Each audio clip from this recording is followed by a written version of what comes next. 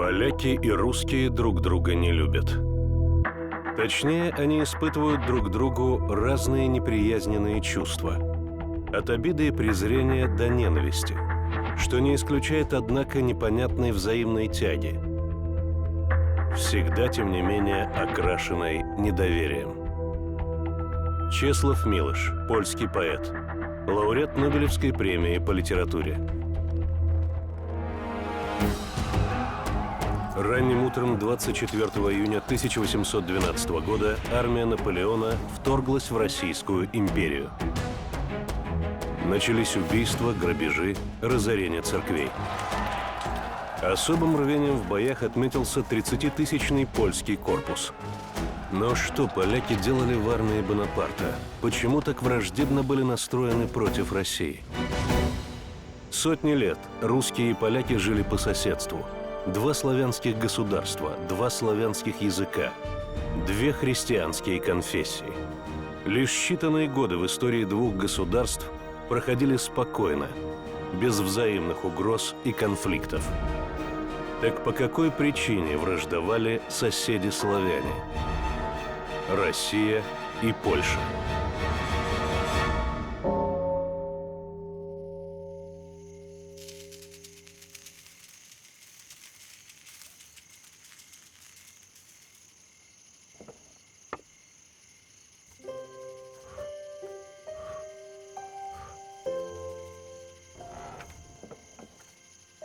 В 1014 году в древнерусском городе Турове гуляла пышная свадьба.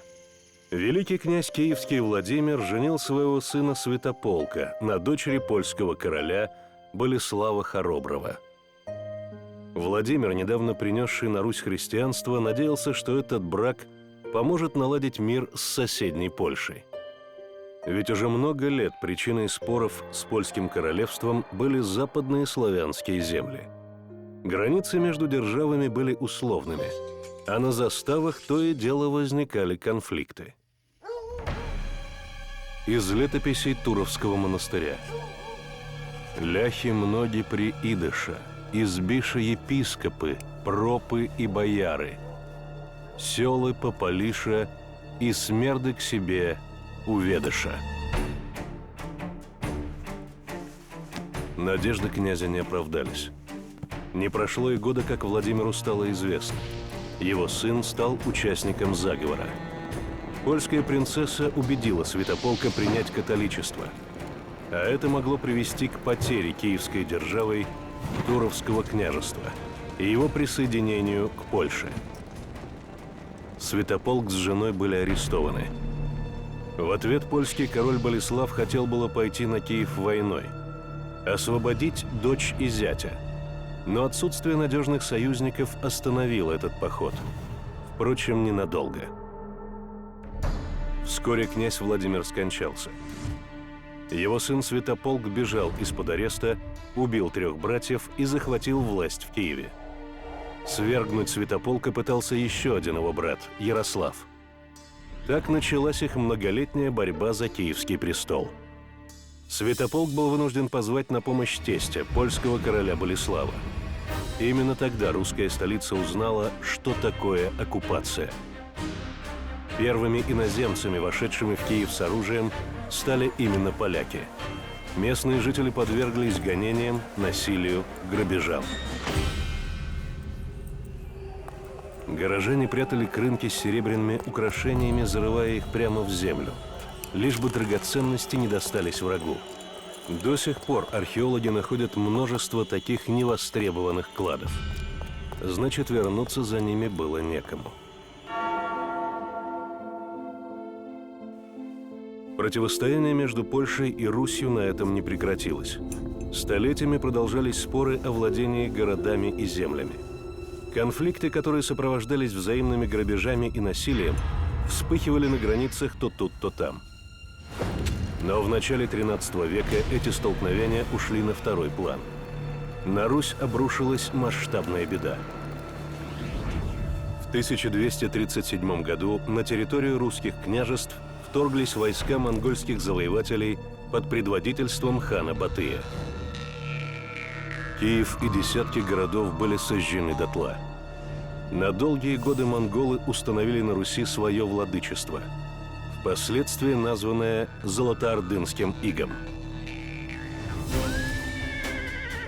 Первое поражение Золотая Орда потерпела лишь спустя 130 лет, когда в борьбу за русские земли вступила Литва, правда, в своих собственных интересах. В 1362 году на реке Синюха литовский князь Ольгерд при участии русских воинов из западных княжеств сумел разгромить монгольское войско. В результате этой битвы многие древнерусские города – Киев, Полоцк, Смоленск, Чернигов, Брянск, Курск – вошли в состав Литовского княжества. Некогда единый русский народ, еще не сбросив монгольское иго, оказался на века разделен границами. Надо представлять себе, что это была загромада. Это настоящий мамонт среди государств Восточной Европы. Великое княжество Литовское объединяло десятки крупных городов, простиралось от Балтики и до Дикого поля. И какое-то время оно было настолько могущественным, что могло поглотить всю Русь.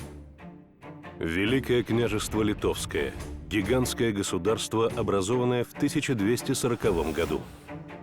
В него входили часть современной Прибалтики, вся Белоруссия, земли Украины и несколько областей России. Княжество Литовское называли еще Литовско-русским, ведь большинство населения там составляли жители присоединенных славянских княжеств. Официальным языком делопроизводства оставался русский. Во многих городах правили потомки русских князей, в подчинении которых находились русские крестьяне и ремесленники. Граница же Великого Литовского княжества проходила между Вязьмой и Можайском, то есть уже в дальнем Подмосковье. Например, одна из почтовых станций на подъезде к Первопрестольной только в конце XVIII века будет переименована из Подлитовья в Подлиповье.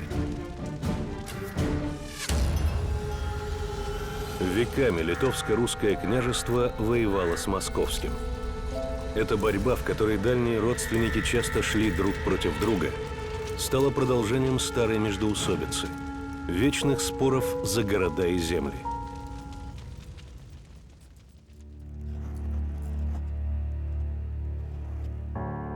Но на протяжении веков главным противником Московской Руси оставалась Золотая Орда. В 1380 году московский князь Дмитрий Донской на Куликовом поле разгромил татаро-монгольскую армию Мамая. И даже несмотря на эту крупную победу, Москве понадобится еще целое столетие, чтобы освободиться от власти ордынских ханов.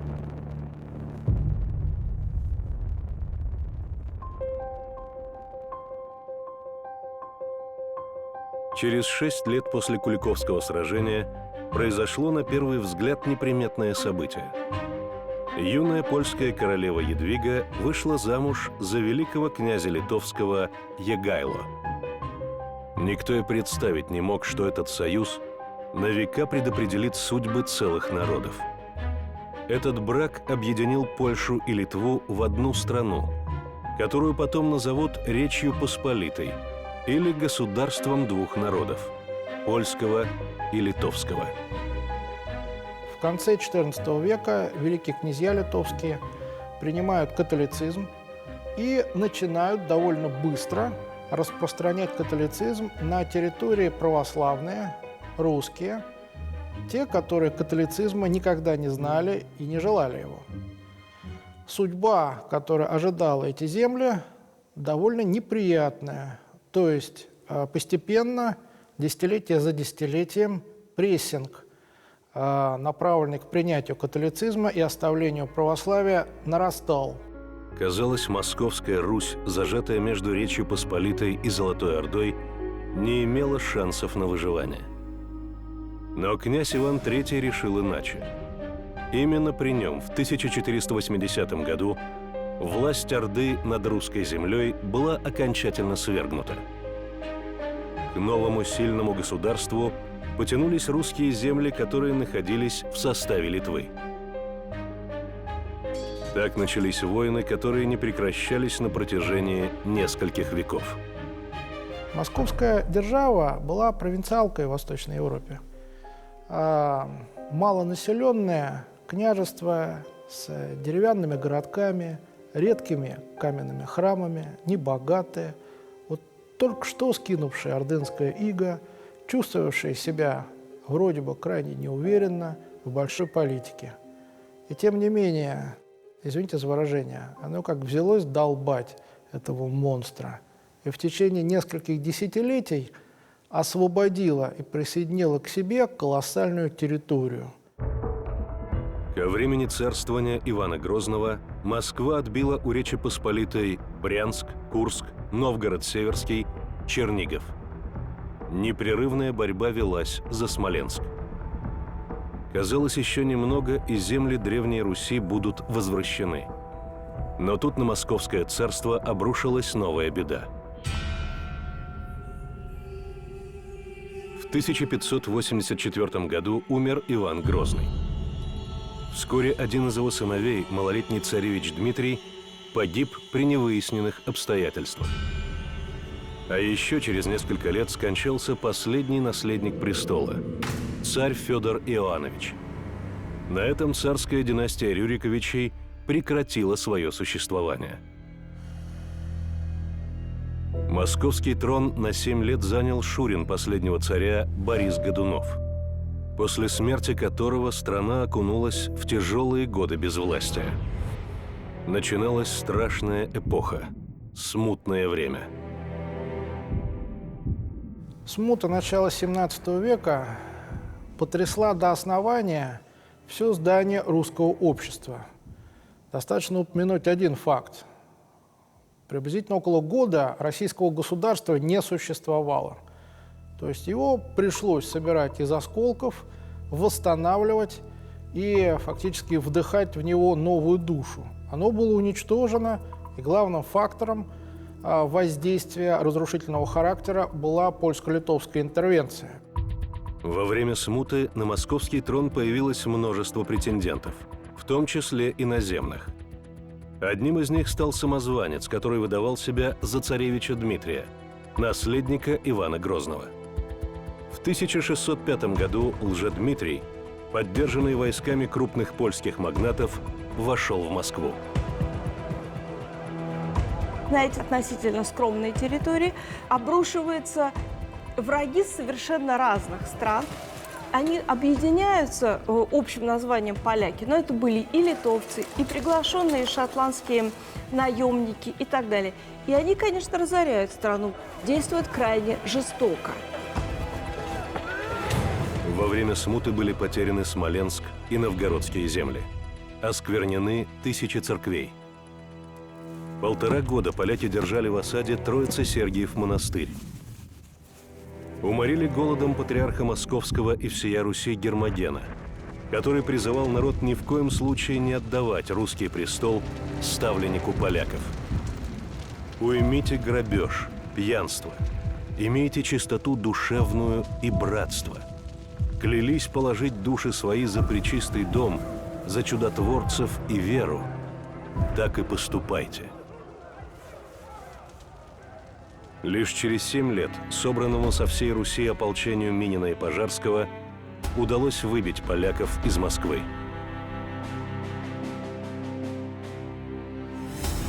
Через год после освобождения Москвы Земский собор наконец избрал на царствование нового государя. Им стал Михаил Федорович из династии Романовых. Россия открывала новую страницу своей истории и 5 за 5 начинала возвращать потерянные земли. Вскоре Московскому царству отошла левобережная Украина, что стало невосполнимой потерей для Речи Посполитой. К тому времени этот союз польских, литовских и бывших русских княжеств по сути превратился в огромную Польшу. Тон во власти, политики и религии в Речи Посполитой задавали поляки. При этом само польско-литовское государство слабело день ото дня. Виной тому были не столько войны, сколько внутренние распри и раздутое по количеству польское дворянство – шляхта, составлявшая до четверти всего населения. Шляхта всей своей тяжестью упала на Речь Посполитую, на огромное государство, которое не могло прокормить столько ничего не делающих и способных только к войне людей. Оно не могло их реформировать и не могло их прокормить. Это заставляет страну провисать, еще более ослабляет ее. И это первая причина важнейшая причина для слабости Польши.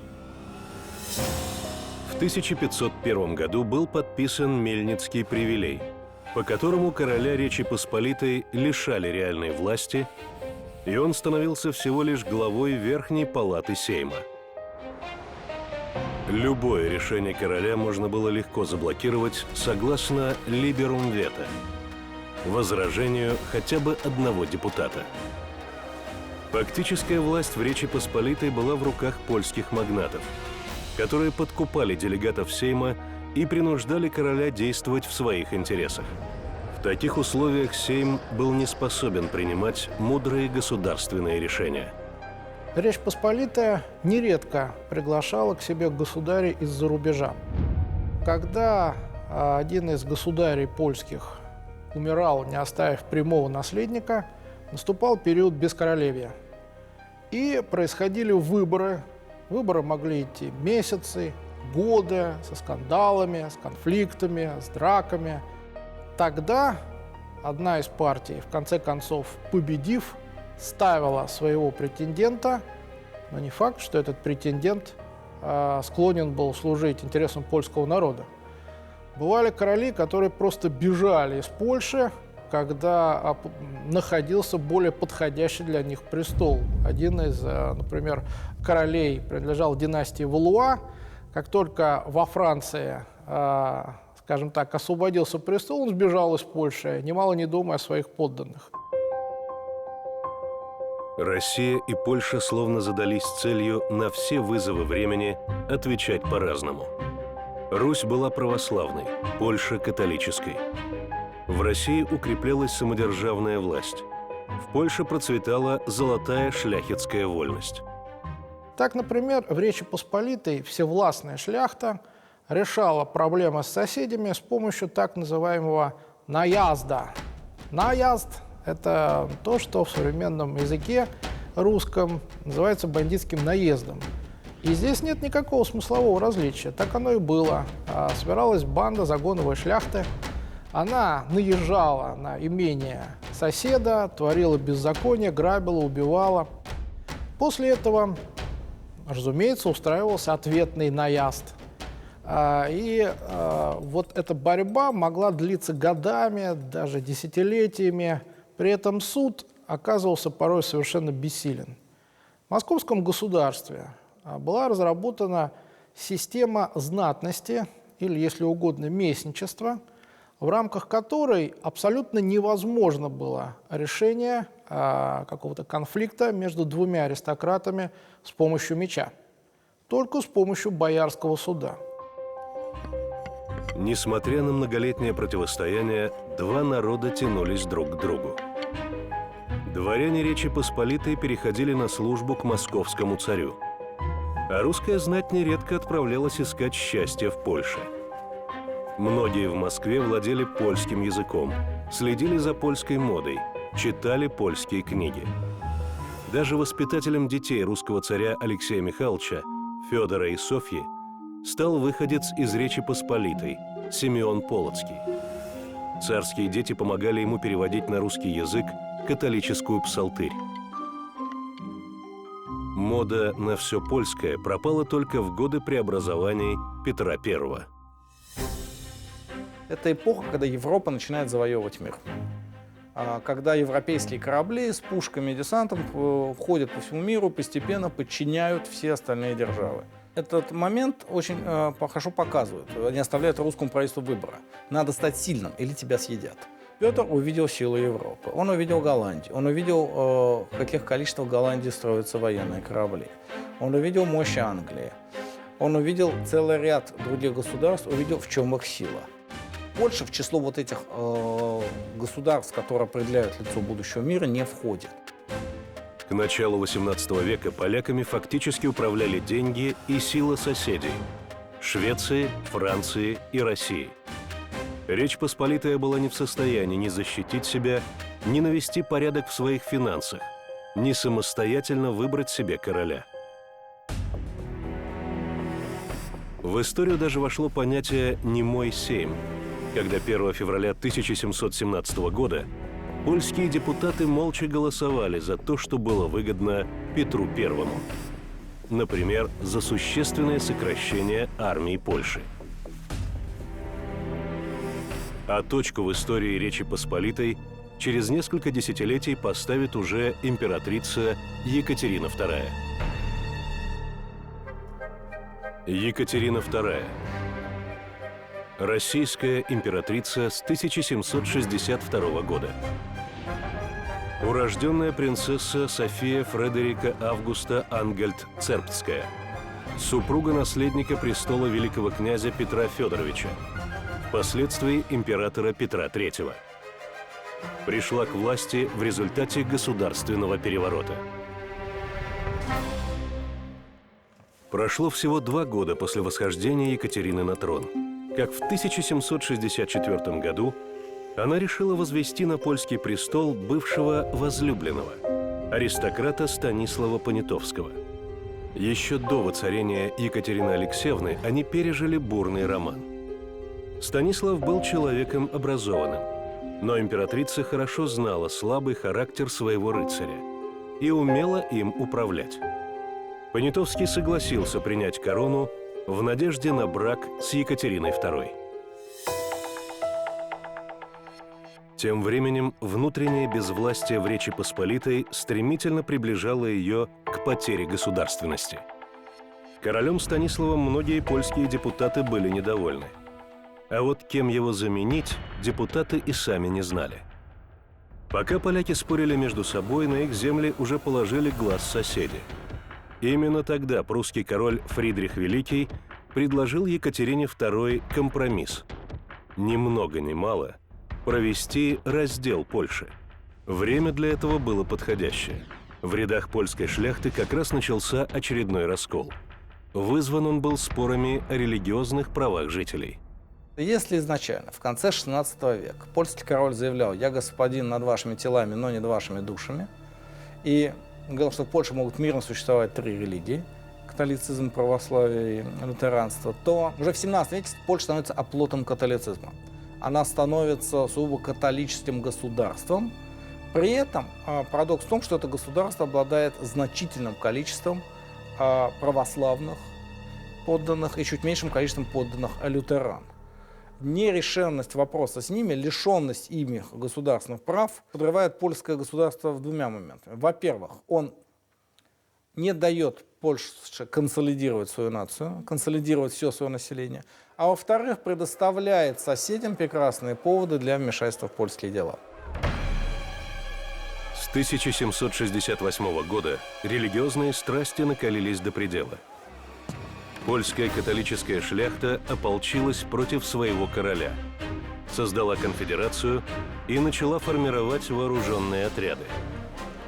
А все из-за того, что король Станислав пытался добиться равноправия для православных и лютеран в Польше. Перед лицом военной угрозы король был вынужден обратиться за помощью к могущественным соседям – России и Пруссии. Екатерина и прусский король Фридрих II показали, кто в Польше истинный хозяин, и ввели на территорию Речи Посполитой свои войска. В ноябре 1771 года отряды Польской конфедерации были разгромлены. Эти события помогли осуществить задуманный план по разделу Польши, которая в тот момент была не способна сопротивляться.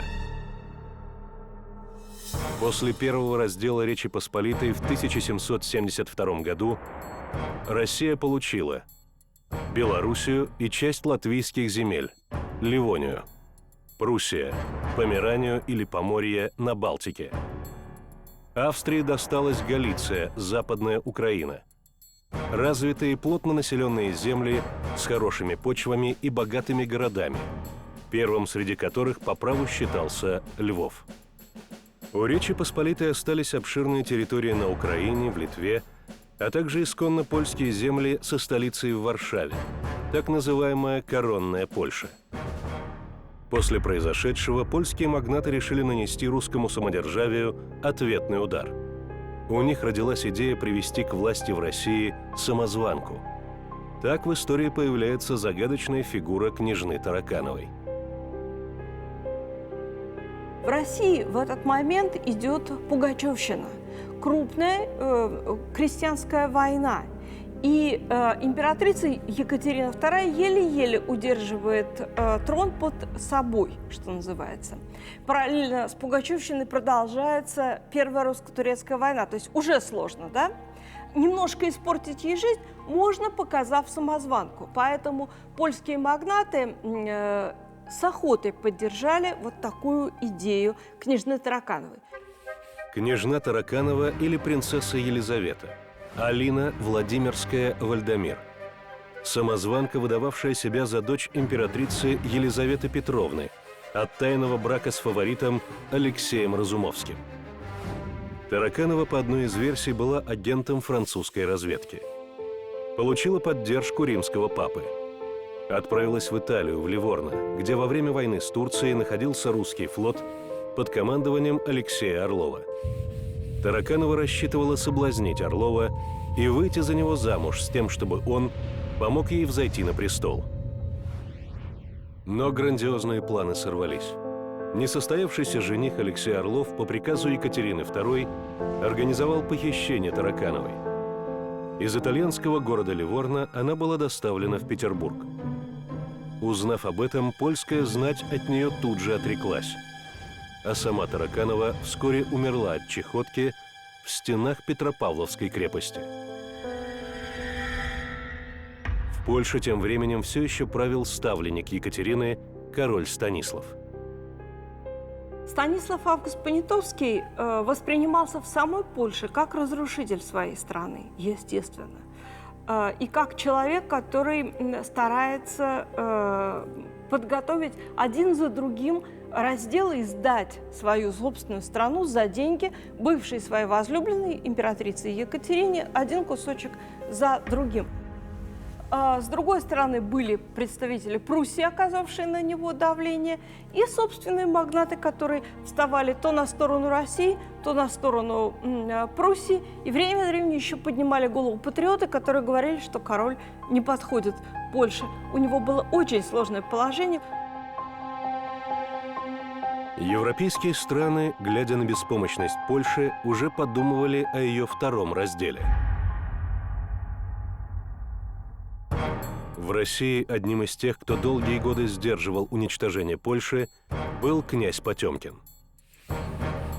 Григорий Александрович Потемкин, светлейший князь, генерал-фельдмаршал, фаворит и марганатический супруг Екатерины II, генерал-губернатор Юга России, начал освоение и развитие Новороссии, присоединил к России Крым, создал Черноморский флот.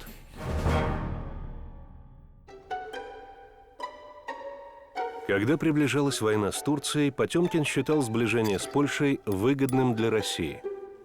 Он предлагал пообещать полякам часть завоеванных турецких земель в обмен на их военную поддержку. Екатерина не спешила заключать союз с Польшей. Она была наслышана о мятежном духе и недисциплинированности поляков. А польский король, наоборот, выступал за создание такого союза. Станислав хотел доказать, что будет в силах поддержать Россию солидной армией в ее борьбе с Турцией. И вот летом 1787 года Екатерина отправилась в Крым на встречу со Станиславом Августом. Но польский король так и не сумел убедить Екатерину в преданности своих подданных. В итоге императрица решительно отказалась от идеи союза с Польшей.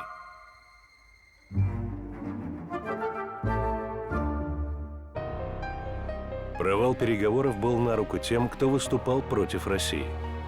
В Варшаве распространились пугающие слухи, будто во время свидания король Станислав и Екатерина договорились о новом разделе Польши.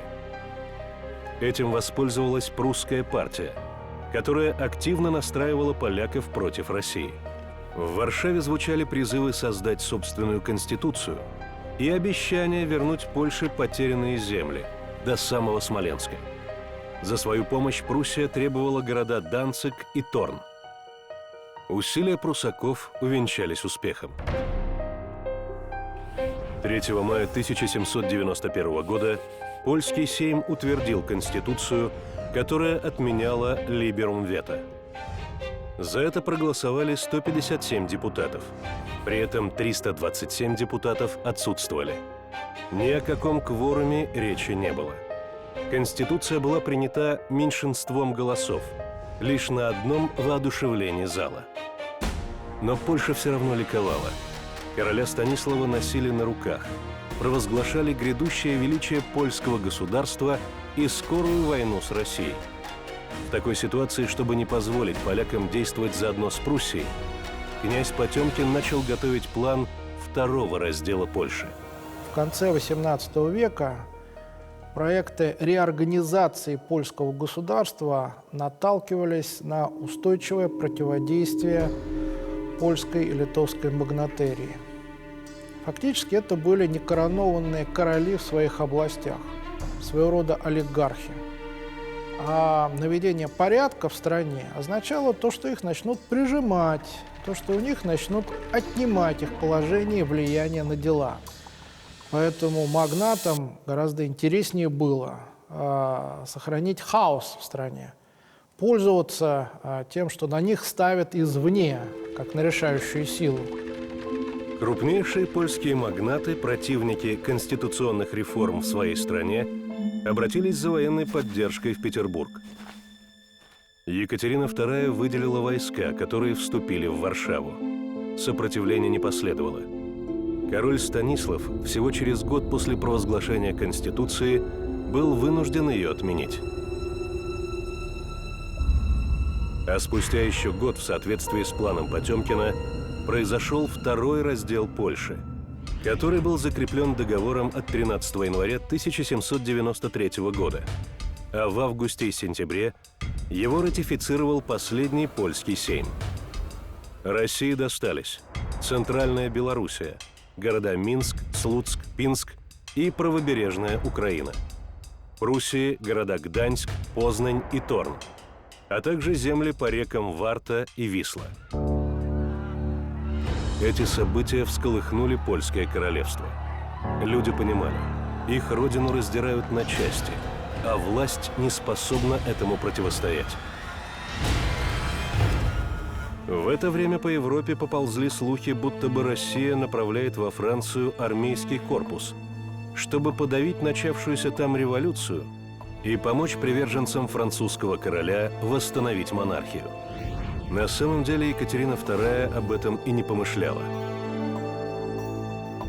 Императрицу гораздо больше занимали события в Польше. Там как раз началось восстание с амбициозной целью – возвратить Речи Посполитой границы, которые она имела еще до первого раздела. Примечательно, что вооруженное выступление поляков началось при активной поддержке французских революционных властей, которые опасались прибытия во Францию русских войск. А потому, чтобы отвлечь внимание Екатерины от событий в Париже, всячески способствовали польскому выступлению. Так Польша была, что называется, брошена под копыта казацких коней, чтобы спасти французскую революцию. Лидером и символом этого восстания стал Тадеуш Костюшка.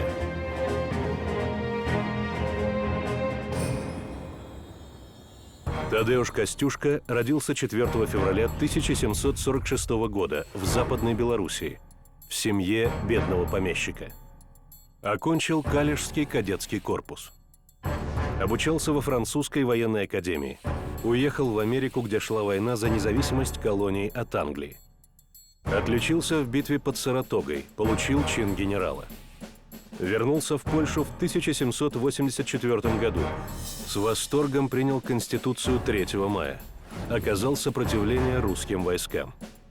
В 1794 году стал инициатором подготовки антирусского восстания. Костюшка поддержала почти весь офицерский корпус польской армии. Почему? Да потому что польская армия это была чуть ли не единственная общенациональная структура, которая начала создаваться в стране. Она была незначительная по размерам, по численности, по вооружению, но, тем не менее, это были люди, которые служили польскому королю, польской короне, польской государственности, которые осознавали себя как защитниками Польши. Естественно, они пошли за своим генералом. И еще один важный момент – это личность самого Тадеуша Костюшка, человека, безусловно, харизматичного, обаятельного человека, который сумел возбудить в своих современниках патриотический дух и доказать, что от его успеха зависит бытие всей страны и всей нации. В то время в Польше из-за отсутствия денег в казне армию решили сократить со 100 тысяч до 15 тысяч человек.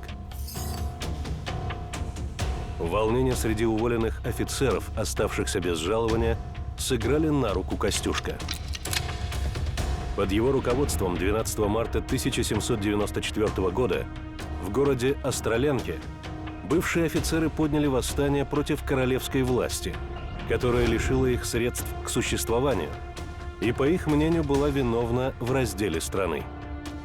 Мятежники хотели восстановить Польшу в прежних границах и вернуть земли, доставшиеся России.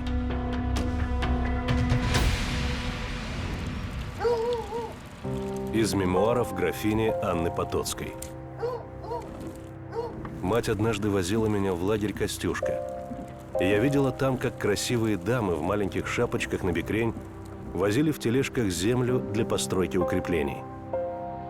Я завидовала им, и уже тогда мое детское сердце билось, слушая рассказы о наших победах.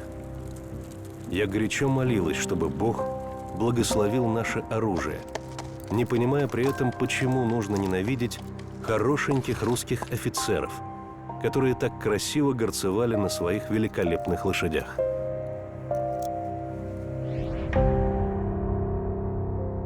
Мятежников поддержали поляки, которые оказались после разделов в составе Российской империи. Через неделю Костюшка провозгласил себя диктатором всей Польши, включая старые территории. Сформированная им армия перешла невидимые границы и под Рацлавицами нанесла поражение русскому отряду. Во время восстания в центральных польских провинциях к войскам Костюшка присоединились крестьяне, вооруженные косами – кассаньеры. Но против русских сражались не только на поле боя. В ночь с 6 на 7 апреля колокола ударили в Варшаве. В то время в городе находилось множество русских. Коренные жители, торговцы, аристократы, путешественники, владельцы лавочек и гостиниц. Поляки громили их дома и лавки. Число убитых русских составило 4000 человек.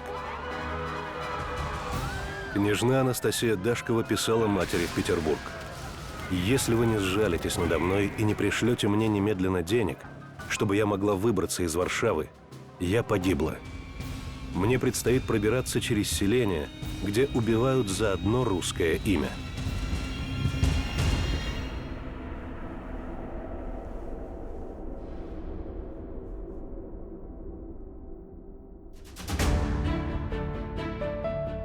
Поначалу восставшим сопутствовал успех. Однако через месяц ситуация изменилась. Костюшка издал так называемый Полонецкий универсал. Указ, в котором обещал крестьянам личную свободу, но без земли. Такая свобода крестьянам была не нужна, и кассаньеры стали покидать армию. Вскоре польские части в Братславском воеводстве были без кровопролития разоружены войсками Суворова. Суворов Александр Васильевич, граф Рымникский, князь Италийский, великий русский полководец, участник семилетней Первой и Второй русско-турецких войн, не проиграл ни одного сражения. В момент восстания Костюшка являлся командующим русской армией на юге и ожидал возможного нападения со стороны Турции. Был спешно отозван на другой театр военных действий и командовал войсками, направленными против армии польских повстанцев. До последнего Костюшка уверял своих испуганных сторонников: Суворов будет занят войной с Турцией, в Польше он быть не сможет. Однако вышло иначе. Войска Суворова, 11 тысяч человек, двинулись к Варшаве и взялись за восставших поляков. Казачий авангард Суворова в 3 сентябрьских сражениях разбил польский корпус численностью 18 тысяч сабель. Суворов занял Брест. А русский корпус генерал-поручика Ивана Ферзина сразился под Мациевицами с войском самого Костюшка. После 7-часового боя поляки были разбиты. Тысячи повстанцев погибли. Раненый Костюшка и 5 его генералов попали в плен.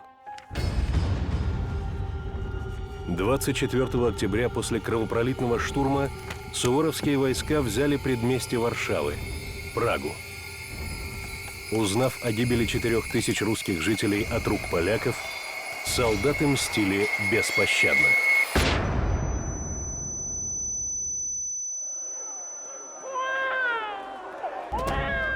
Генерал фон Клуген, воевавший под командованием Суворова, вспоминал: «В нас стреляли из окон домов и с крыш. И наши солдаты, врываясь в дома, умерщвляли всех, кто им не попадался. Ожесточение и жажда мести дошли до высочайшей степени. Офицеры были уже не в силах прекратить кровопролитие. Наши солдаты стреляли в толпы, не разбирая никого. И пронзительный крик женщин, вопли детей наводили ужас на душу. Справедливо говорят, что пролитая человеческая кровь возбуждает род опьянения. Ожесточенные наши солдаты в каждом живом существе видели губителя наших во время восстания в Варшаве. «Нет никому пардона!» – кричали наши солдаты и умерщвляли всех, не различая ни лет, ни пола. Прагу уничтожали на глазах у замершей от ужаса Варшавы. Увиденное заставило защитников польской столицы без боя сложить оружие. Суворов удержал свой корпус за Вислой, не вводя его в город, чтобы воспрепятствовать продолжению мести. 29 октября Суворов торжественным маршем вступил в польскую столицу. Магистрат города вручил полководцу драгоценную табакерку с надписью «Спасителю Варшавы». В этом подарке крылся двойной смысл: спасителю от повстанцев и спасителю от гнева собственной армии. Екатерина II писала о поляках: «По непостоянству и ветренности сего народа, по его ненависти и злобе к нашему, мы в нем никогда не будем иметь спокойного и безопасного соседа, иначе как приведя его в полное бессилие». Король Польши Станислав Август Понятовский под конвоем 120 российских драгун прибыл в Гродно под опеку и надзор российского наместника, где и подписал акт отречения от престола. Тем временем с запада интересам Австрии, Пруссии и России угрожала французская армия, которая имела польских союзников. А потому третий раздел Польши был неминуем. В начале июня 1795 года Россия и Австрия подписали договор о третьем разделе земель Речи Посполитой. В октябре к нему присоединилась Пруссия. Австрия получила так называемую Малую или Южную Польшу с городами Краков и Люблин и земли по левому берегу Западного Буга от Варшавы до Бреста. Пруссия заняла саму польскую столицу, утвердив свои границы по линии Ковна, Гродно, Брест. Россия же притянула к себе Курляндию в Прибалтике, Западную Белоруссию, Литву и часть Волыни. Польское государство уничтожалось полностью. На карте его больше не существовало. «Вы меня не поздравляете с русской колыбелькой», – писала Екатерина одному из своих корреспондентов. Именно как колыбель русского народа воспринимала она земли, вошедшие в состав России. Так состоялось фактически полное объединение тех русских земель, которые еще со времен Батыева нашествия были отсечены от русской державы. Что же до французской революции, то борьбу с ней пожилая императрица оставляла следующему поколению. Вскоре русский трон займет ее сын Павел, а затем и внук, будущий император Александр I. Екатерина II говорила: «Если революция охватит всю Европу, тогда из глубин Азии явится опять Чингисхан или Тамерлан, который укротит буйство Европы. Но этого не произойдет ни при мне, ни при Александре».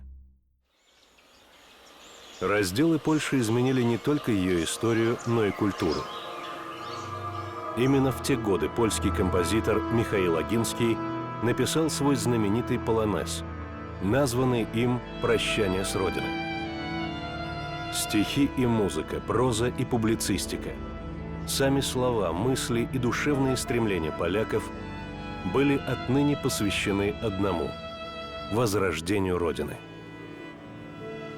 Поляки были готовы пойти за всяким, кто пообещает им восстановление Речи Посполитой. И вскоре такой человек нашелся. Всего через 4 года в Париже произойдет государственный переворот, который приведет к власти Наполеона Бонапарта. У Польши появится шанс возродиться из небытия.